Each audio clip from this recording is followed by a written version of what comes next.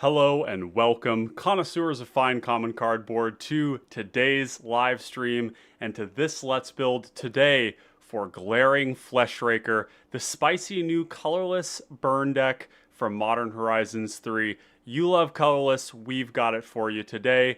This commander really does slap, and I'm super excited to present the work that I've been doing with a number of different members of the community on this super cool commander from Modern Horizons 3. My name's Papa Popper. Welcome to the stream.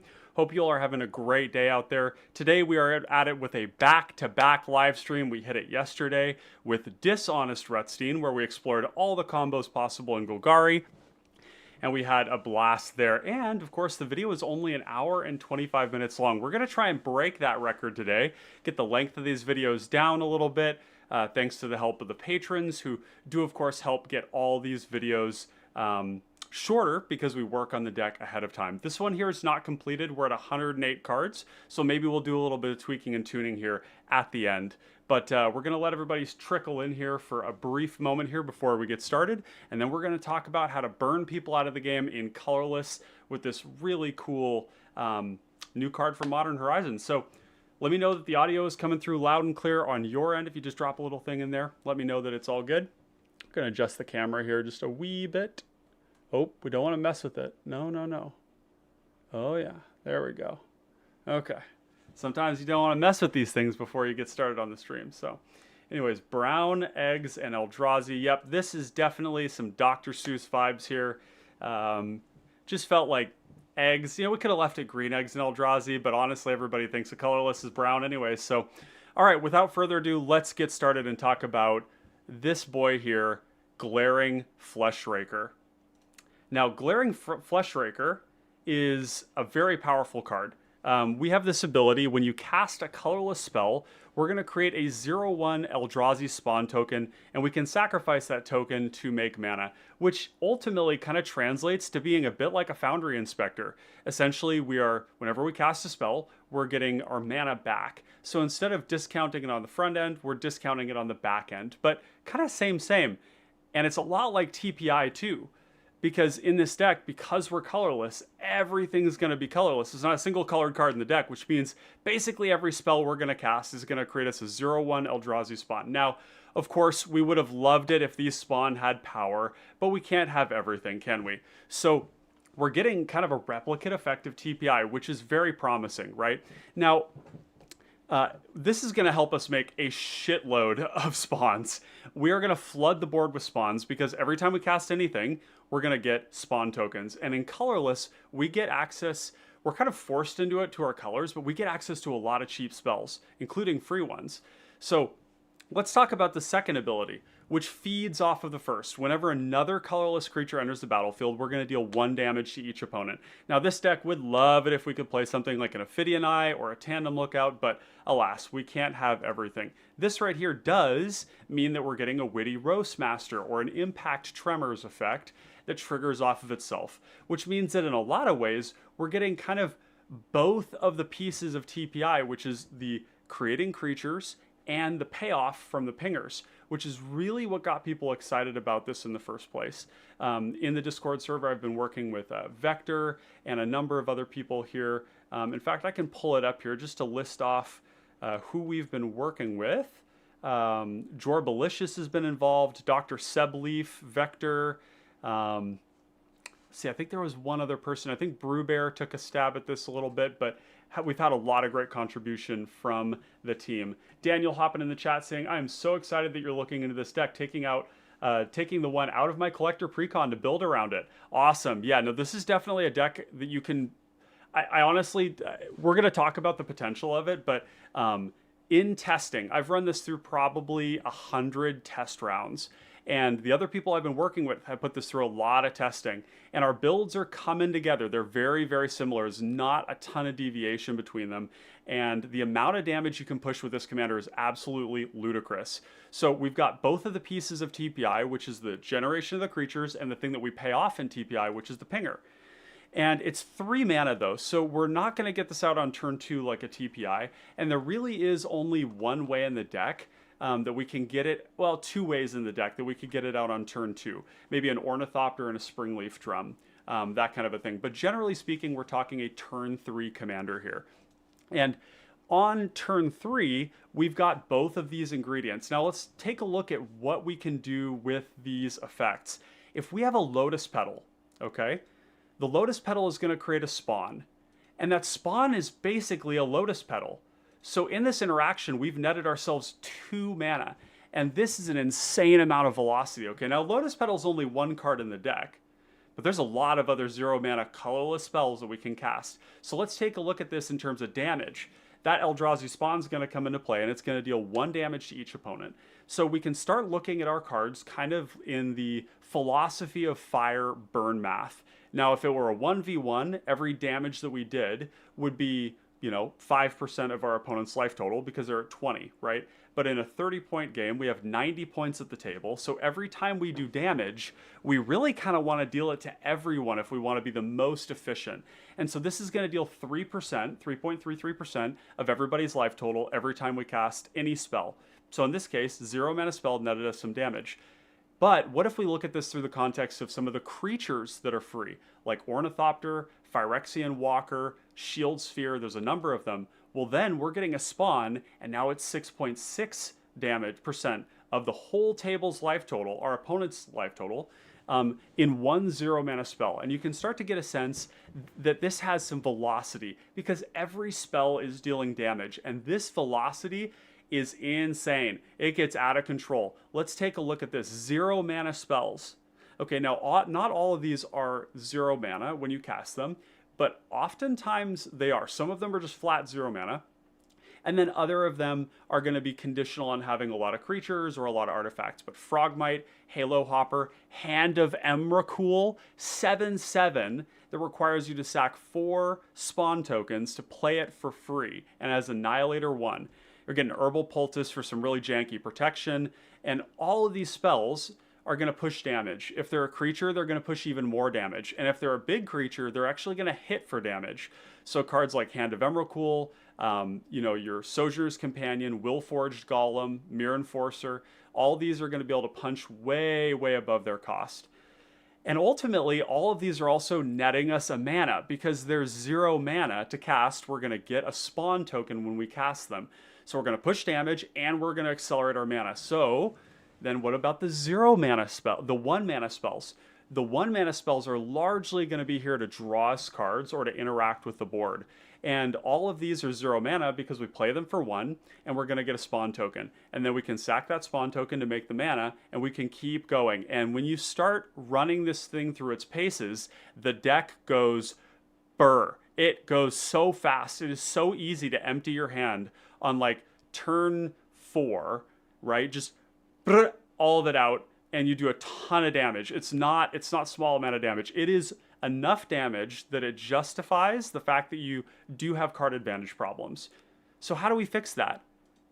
By having a crazy number of draw spells in our deck. Now most of these are a 1-for-1, okay? There are some of them that do more, but you're gonna notice there's a very special card in here. PDH casual players everywhere can rejoice in the fact that we have Howling Golem in this deck because it needs the card so damn bad. That's how bad it needs it. We're playing Howling Golem. We don't care if we give cards to our opponents because we need them that bad. We're gonna be looking for every single way we can to generate card advantage. And you're gonna notice there's some other ways to generate card advantage, which is with Ancestral Statue and with Guardian of Koilos. Both of these are creatures that are actually reasonably sized that pick up a permanent of a sort, and then we can replay it. So if it's any card that draws us a card when we pick it up and re-ETB it, then it's pushing damage and it's drawing us more cards. So you can imagine you go to combat, you attack with your Sky Scanner, you pick it up with Ancestral Statue, you ping everybody, you replay the Sky Scanner, you ping everybody twice more, right? And you draw a card. Cards like Mere Kinsmith actually go and find cards like, they can find Mirror Enforcer, they can find Perilous Mirror, there's a couple of those like that. And then there's a number of creatures that also come into play and produce 2 creatures as well. The next thing, and that is ramp. And the ramp is important because This glaring FLESHRAKER is going to eat removal. Okay, it's not going to be immediate. It's going to be kind of like TPI, where there's bigger problems at the table. Even if it's pushing a lot of damage, there's probably bigger problems at the table. But we really just want to be able to get onto the board very quickly, and these cards are going to help us not only replay our glaring FLESHRAKER, but they're going to also give us access to some of the jankier draw stuff that we have to dip into in Colorless, like Bonder's Ornament, Network Terminal. Even like being able to play a lot of spells and still crack your Mind Stone is good. There's other things you can play here too, such as the Inspect mana rock, where you pay 4, you tap it, you inspect, or you make a clue token. That might actually be a good one here too. But you'll notice I've prioritized the Scry. So when we have a card that can come into play and Scry as well as being ramped, that's great. Also Bronze Walrus here, also pings. So we're getting 2 damage off the Bronze Walrus, Scry 2, and it makes mana. And it can attack if you need to. Probably doesn't, but it can. The really notable cards here are Ashnod's Altar. Okay, Ashnod's Altar is the first one. This card is super, super, super broken in this deck. Your odds of winning the game go up dramatically when you have Ashnod's Altar in play, because every spawn token now makes 2 mana, right? And you can see how that gets out of control. It is a lot of mana, and we're going to be able to do absolutely everything. And Ashnod's Altar is really important as well in this deck, because it's going to make our removal that much more accessible. So let's talk about the removal here. The removal we're playing is janky, but it's not ineffective. And we're talking about cards, these 1 mana cards that you can sacrifice for some amount of mana to do 3 damage to something. In some cases 2, but a lot of it is 3. Moonglove Extract is one that's just 2. So is Vial of Warpfire, and Mirror Retriever and Aeropile, I think it's called. But a lot of these deal 3. The funny thing is that a lot of these they're all colorless, right?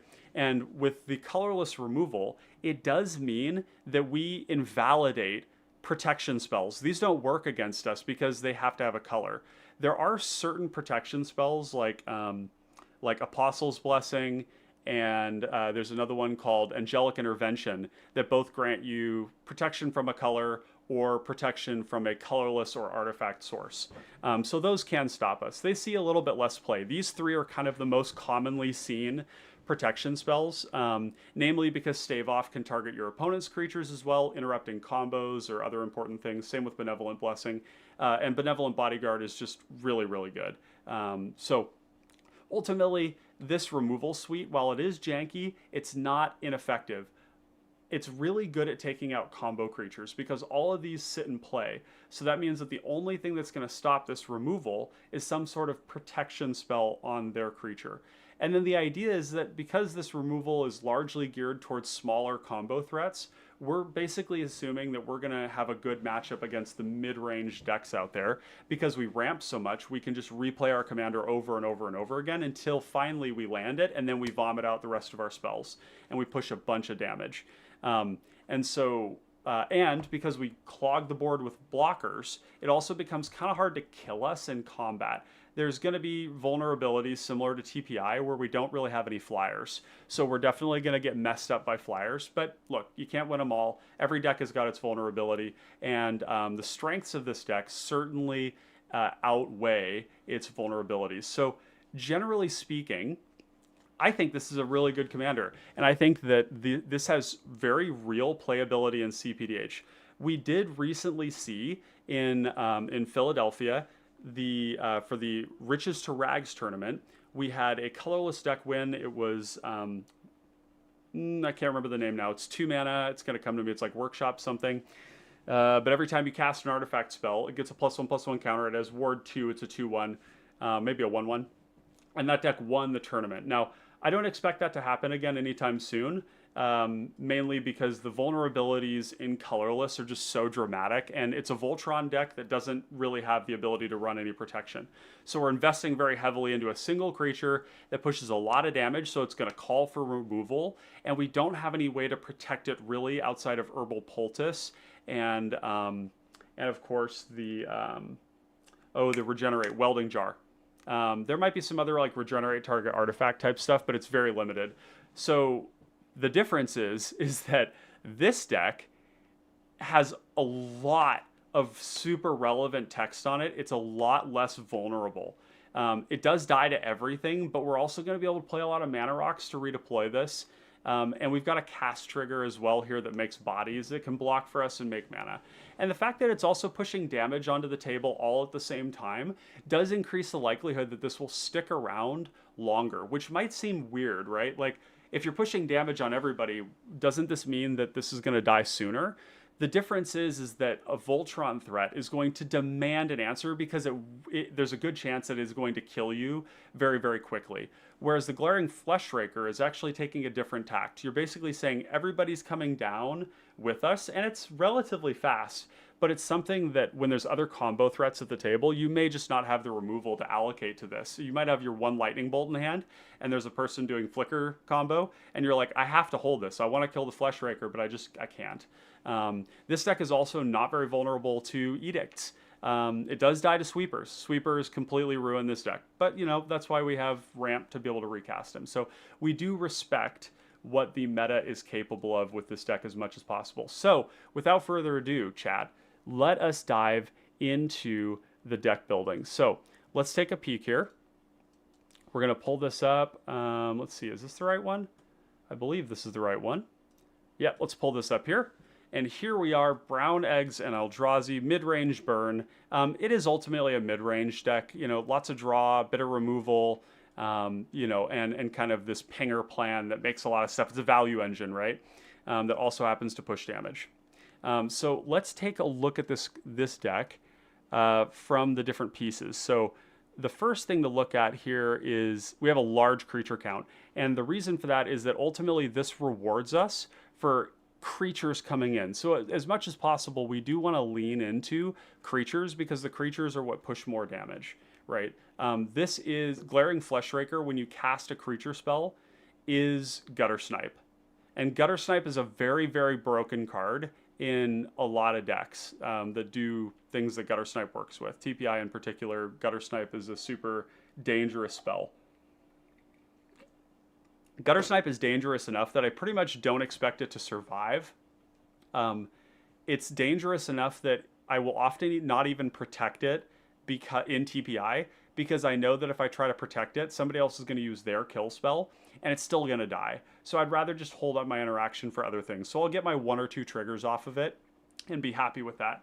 If I get 2 triggers off of it, it's basically the same as getting 4 triggers off of any of the other pingers, which is really, really good. If I get 4 triggers off of a pinger, it did, you know, 12 damage on 1 card, which is pretty hard to beat. It's one of the reasons why pingers have really taken over the threat slot in cPDH in my decks, at least. And I can't speak for the meta. Everybody's, you know, got their own interpretation of how to build things, but combat threats at common cannot hold a candle to a card that repeatedly does damage to everybody whenever you do something. So, you know, if you're talking about a Witty Roastmaster, a Firebrand Archer, even the black creatures, you know, the 1 to 3 mana creatures that ETB, drain everybody for 2, gain you 2 life, right? These spells are by and large just more effective at pushing damage than something like a Gurmag Angler. And there's not a lot of Gurmag Angler level threats like Tarmogoyfs in this format. They're very rare, right? We just don't have a ton of them. And so what that ultimately means is that, you know, if you want to push damage, pingers are really a good way to do it. So anywho, enough of that. These are all the creatures that we have. You're going to notice I am playing Mightstone, right? Mightstone is going to serve as kind of like our pack attack type effect, but like a lot worse. And I don't play pack attack in DPI anymore, but Mightstone is going to be that flip the switch moment where people are used to our creatures not attacking for any damage. And when we've done a lot of damage to the table already, everything swinging for 1 is going to be relevant. And it's not just our little creatures, it's everything, right? Our Glaring FLESHRAKER will be a 3/2. You know, our Foundry Inspector will be a 4/2, right? Our Mirror Enforcer will be 5 power. And with a couple of bigger threats in play and a bunch of 1/1s, our 1/1s are all going to connect probably. Our bigger threats will get blocked, right? But Mightstone is great. And it really doesn't translate to a lot of damage to us because we have the way to fog that damage by blocking. And if other people are attacking each other, Mightstone is going to amplify their damage as well. So if somebody looks at us and says, they've got a bunch of blockers in play, it feels kind of useless to attack them, maybe they have like 3 creatures or something, and they decide not to attack us, which might be correct because they won't convert for any damage, it's going to be a wasted combat step, the Mightstone may actually help them push damage on somebody else. So this is actually a really good card in this deck. Not only is it kind of 3 mana, make a 1/1, but it's going to push damage one way or another.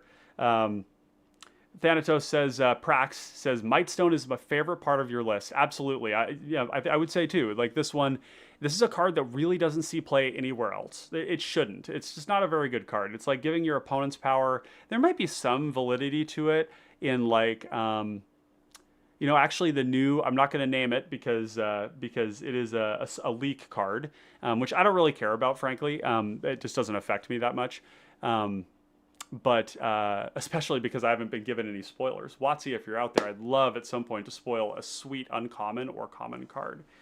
Ring-a-ding-ding, let's do it. But Mightstone, you know, outside of that new red commander that may be coming to an LGS near you, Voltron, the Mightstone probably doesn't really have much play.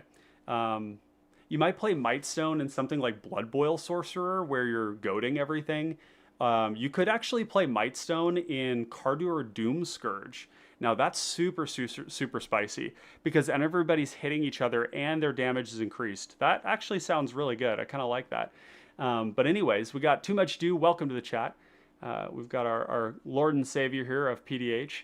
Bless you, Ryan. You're doing Emrakul's work here. I've got to sleep for work in the AM, but really looking forward to the VOD on this weekend. Well, Too Much Do, thanks for stopping by. It's going to be a really nice and short video for you to watch. And yeah, I hope you enjoy the deck. Okay, so we've got all these creatures here. The 0 mana ones are all stars. Nimblewright schematic, as well as where is the other one? There's Nimblewright schematic, and then it's under ramp. It is, I'm going to try and name it Prize Statue. Prize Statue is the other one here. Where is it? It should be under ramp. Why do I not have Prized Statue in here? Where is it? Where is she? I saw somebody mention Guardian Idol, by the way. And the reason I don't have Guardian Idol in here is because Guardian Idol enters tapped. And we actually want all of our mana to come into play untapped. If you have a 2 mana rock and you cast it in this deck, you're getting a 0/1 that you can sacrifice for 1, and you can tap the rock for mana, which functionally means that 2 mana rocks are free. Pretty busted. It means you can just, you know, just, you can go 2 mana rock, tap the rock, sack the Eldrazi to cast another 2 mana rock, tap the rock, sack the Eldrazi to cast another. You can 2 mana things into each other. It's very sick. I guess Prize Statue isn't in here. I'm not sure exactly why. It's a colorless spell, so it will make the 0/1. I guess we're just valuing like mana durability. That kind of makes sense. The treasures aren't really special in here. They're not creatures. That's probably why I didn't include it. So yeah, we've got those. All these draw spells here. You know, some of the ones that sacrifice themselves aren't my favorite, but the way that it works usually, and the reason that they work, is that you run all these things out, you make all these Eldrazi, and you're pinging for damage, and then what they do is you sit on them.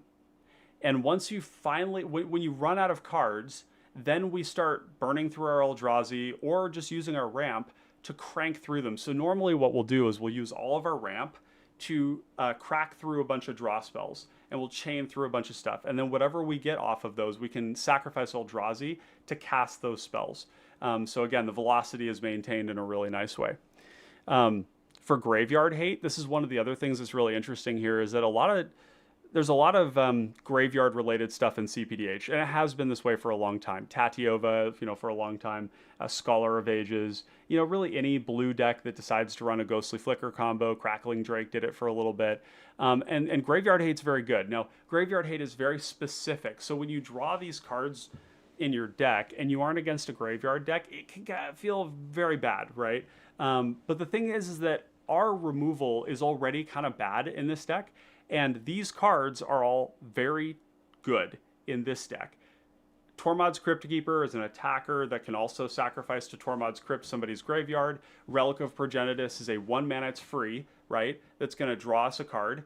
and it's going to, hurt people's graveyards. Jack-o'-lantern also drawing a card, while also exiling a card from a graveyard, and Tormod's Crypt, which is actually a Lotus Petal in this deck.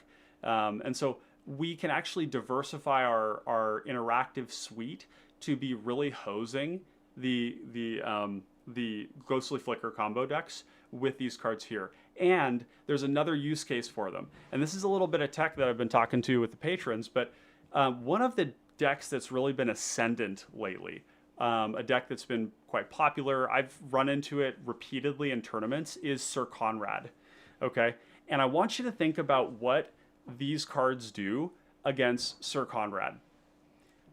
When Sir Conrad enters play and we have one of these effects, the creatures in their graveyard suddenly become a way for us to trade damage on ourselves for damage on everyone else. So say we've pushed 15 damage on the table and Conrad lands and we have a Tormod's Crypt, and say they have like 4 creatures in the graveyard, okay?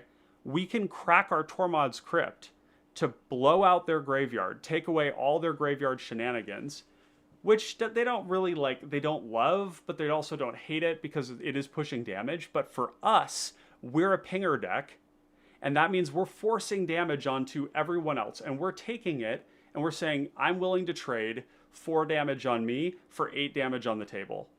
And that's actually something that's really powerful you can do in black decks too, particularly with Crypt Incursion. Crypt Incursion is a 3-mana spell, instant, exile all creatures from target player's graveyard. You gain 3 life for all of them, which is significantly more disgusting against Conrad than this. But again, these do other things in our deck. So that's one of the unique things about it, is that we can really diversify our interactive suite. And Too Much Do, thank you so much. For everybody watching, it is, of course, helpful to leave a like and subscribe if you aren't already. Leave a comment at the end of the video if you have anything to share. But we're going to continue on with this here. One of the fun things about running Colorless is that you also get to run the whole Tron package. Now, you're going to assemble this like maybe, I don't know what the math is exactly, but maybe like 1 or 3% of the time. I don't know exactly what the math of like assembling 3 specific cards is in a deck like this. Maybe it's better than that. But when you hit Tron, this deck is super, super broken. Okay, like your odds of winning the game if you hit Tron or Ashnod's Altar are really, really high, in my opinion. There's other interactions too, like Glimmer Post and Cloud Post, where if you order these, you're kind of getting an ancient, ancient tomb that doesn't cost you life. It actually gives you life, which is really strong. And we also get to run like a lot of like utility lands, like Cradle of the Accursed that can just make a 2/2. We're getting Conduit Pylon, as well as the Crystal Grotto that can scry or surveil. Forge of Heroes, which is really relevant. We actually play, we also play Leather Armor in this deck. And the reason for these +1/+1 effects, or +2/+2 with Captivating Cave type stuff, is that if we can get Glaring Fleshraker up to 3 toughness, it's not really likely that it's going to die to very many of the sweepers that are commonly played. So Leather Armor is free. We cast it, we get the 0/1 for it, we can equip it for 0. It's going to give him ward 1 and put him up to a 2/3, which is relevant. Same with Scale of Chiscoria. We can run it out at instant speed, give him the extra toughness, and the Fiery Cannonade, Breath Weapon, Drown in Sorrow type stuff isn't gonna get us. So that's definitely good here. But in terms of utility lands, we also just have some random gain lands like Radiant Fountain, Seraph's Sanctuary. These are free because they come into play untapped and they gain us a little bit of life, and the colorless is our color. Now, you're going to see a lot of fetch lands. We only play the fetch lands that come into play untapped. And the reason that we put these instead of wastes is because if we just have extra mana and nothing to do with it, we can always just crack these to thin our deck. Now, repeat after me, deck thinning is statistically irrelevant most of the time, but it's 0 cost to our deck, okay? Being able to run a bunch of these, if we're really, really desperate, say we're at turn 8, maybe a player has died, we're trying to get that last bit of damage. Maybe we have like a Sisay's Ring and an Urgolem's Eye in play, or maybe we just have a shitload of mana in general. Maybe we have Tron, maybe we have Ashnod's Altar. you know, if you have 2 or 3 of these, maybe even, you know, or more, you could just crack all of them to pull a bunch of basics out of your deck. And so we only have a few of them. We only have 4. And there might be an argument. I'm not sure exactly how many of these. Let's see. So 1, 2, 3, 4, 5 of them. So we have 5 of them and 4 wastes. So maybe we cut like one of these for, you know, one more waste just to make sure, because we also have Renegade map here. So we probably cut the worst one, which would be any of them. They're 3. Promising Vein is 1. Shire Terrace is 1. So really it's probably Terminal Moraine or Warped Landscape. I think it'll be Warped Landscape. Let's just cut that one for now. Sideboard that and add ourselves a waste here. It's possible that when we get down to 100 cards here that we really just want to cut like one basic, which is totally fine. But yeah, we get like Haunted Fengraf, we get Forge of Heroes, you get Desert, you get Quicksand, Basilisk Gate. Like, not a good card really in this deck, but like, you know, it is a thing to do with our mana. And then Cave of Temptation and Captivating Cave are actually pretty damn good. Both of these being able to put something up to a 4/4 is great. Taking a Sky Scanner, making it into a 3/3 is definitely a thing you can do too. We also have Sunscorched Desert. This is like highly relevant, being able to put damage onto the onto our opponents. And then Tokasha's Dig Site to surveil through our deck. We have Sylvok Lifestaff. An interaction with Sylvok Lifestaff that is going to win you games is with Ashnod's Altar. If you get Sylvok Lifestaff and Ashnod's Altar together, you are going to gain like a lot of life, enough that a lot of decks just aren't going to be able to kill you anymore. So that's another thing about this deck that you get. You get cards like Golden Egg too. You know, there's Candy Trail, which isn't listed here. Yeah. And then for removal, let's just go through these one by one because we really couldn't see them in the video. I stacked them up. So this one's pay 3, deal 2. This one here is pay 5, deal 3. This one also goes face. This one goes face, right? That's relevant. That's relevant. Being able to push that last bit of damage. This one here goes face, right? We have the Scalding Cauldron, which is only goes to creatures, but it is 3 mana for 3 damage.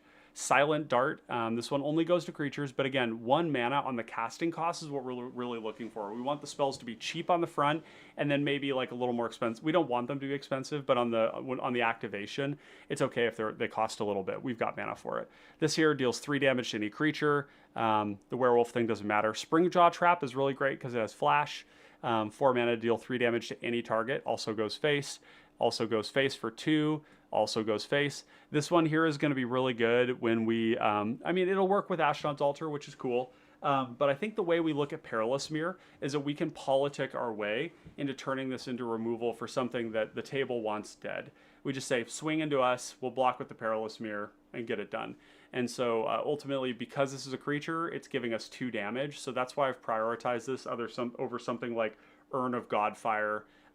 One of the things you're going to notice is I'm not playing any of the really expensive exile effects. So I'm not playing Scour, I'm not playing Runaway Boulder, although Runaway Boulder is a totally fine card to play in this deck. 6 damage to a creature for 6 mana isn't amazing, but it does have flash and it does cycle, and it will make an Eldrazi spawn. I'm not playing Introduction to Annihilation. You know, if we get problems with like big pressure in this deck, there's 2 things we're going to do, and I've already talked with the other people working on this about it. And if this deck ends up becoming like an alpha level threat that causes everybody to attack us, then our removal suite will change a little bit. It'll become slightly more expensive, allowing us to kill bigger threats more unconditionally, like exile target permanent, right? That kind of stuff. And we're also going to start playing cards like Filigree Familiar, Clockwork Fox, Ruined Servitor, these creatures that say when they die, they give us a card. Because that's another way that we can get even more much needed draw into the deck, right? Is to be playing these creatures that draw when they die. In testing, what I found was that there's no way to know how much pressure we're getting on the field, so it's really hard to judge when they would have died in combat and drawn us a card. So the only time and experience will tell whether whether something like the Filigree Familiar and the Clockwork Fox are what we need. I think that my sense is that we will get attacked, but I just don't know. We need to test that. But yeah, that's the reason that we aren't playing these so far, is that we're basically assuming that we can win a mid-range game. We're just scared about dying to the combo early on. That's why we have these cheaper spells to take out smaller threats. So that's that. Magnifying Glass is another card that I probably want to end up bringing in here. It's just that your balance of rocks, and we don't want to play like any more than we're currently playing, although the Magnifying Glass is a draw spell and an Investigate at the same time. Magnifying Glass might just be too good to not play. It is 4 mana to Investigate, which just feels like a shitload. But yeah, that's kind of where we're at. We also started with cards like Kozilek's Channeler, Eldrazi Devastator, and Ulamog's Crusher, but ultimately these are kind of like not really the game plan. They're just going to get blocked. They're very expensive. We can cast them, but it's likely going to be a complete shields down vibe if we do that. And we may have to burn through a lot of our Eldrazi to cast them. And ultimately, these just die to removal, right? We'd much rather just have like higher velocity stuff instead of things that rot in our hand like that. So yeah, no Urn of Godfire, same thing. We talked briefly about Ominous Parcel, because Ominous Parcel is essentially like you play it on turn 1, turn 2, it's a 2 mana land cycler, and then later on it's 1 mana, or later on it's pay 5, deal 4 to something. So you can kind of like sub a land for this in a way. But yeah, that's kind of what we've got here. Welding Jar doesn't really do anything for us, ultimately. Campfire would be a fine thing to do to gain a little bit of life. Expedition Map, if you are really interested in getting certain lands, it's not bad, but I found that Expedition Map always felt like the last thing I wanted to activate. It felt like a very expensive activation in a deck full of cheap and efficient spells that did something better. For what it's worth, it's not a card that is any longer in the deck. And we'd have to cut 8 cards. I'm not going to do that tonight. I'd put in a full 9.5-hour workday with a lot of like big brain thinky think and a lot of calling and stuff. We've got some really cool stuff happening at work right now that is super exciting. So I'm not going to burn any more brain cells bringing this to 100, but the shape and the form of the deck should be very clear to you by now, right?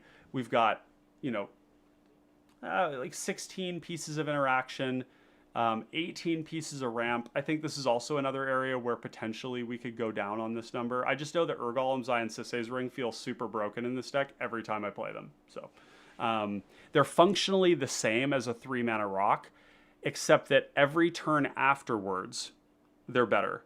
So if you have a 3 mana rock, you cast it, you make a 0/1, and you have the tap ability. So you tap to make mana, you sacrifice the thing, and ultimately the rock costs you 1, right? Same with Urgolem's Eye. You play it for 4, you get the 1/1 or the 0/1, and then you tap it for 2. That means it costs you 1 overall. And then later on, these tap for a lot more, which is good.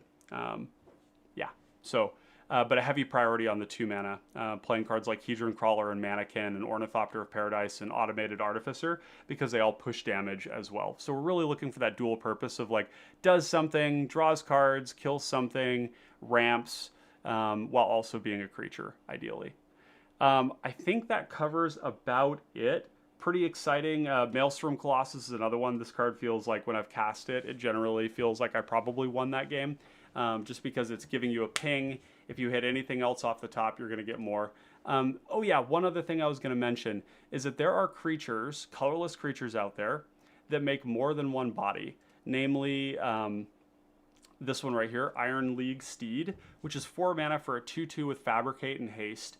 So this one, basically, 2 creatures enter the battlefield, meaning you're pushing 2 damage on each player, which is good. It's also, you can kind of attack with it. It's just not, ultimately it's not premium. The other one is Filigree Crawler, same thing. This one has flying, which is nice as well. And then there's another one that we are playing called Searchlight Companion, that is 3 mana for 2 1/1s, I believe.